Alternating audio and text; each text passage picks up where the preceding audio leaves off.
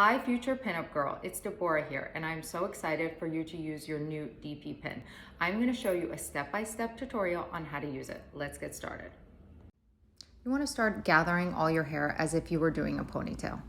You want to smooth out the sides, smooth out the top, and then start twisting it to form that cinnabon. And when you're done, I like to hold all the ends in one hand. I feel like I have more control like that. Take your pin upside down, grab a small amount, and then anchor it. Make sure you feel the points of the pin on your scalp and glide it underneath the bun and across the scalp. There you will have a super tight hold. And there you have it. You can use this technique for the large or the small pin. There's no right or wrong way to do it. Just have fun with it. And I can't wait to see how you style it. And to show off your pinup, use hashtag DP Pinup Girls. I hope you love it as much as I do.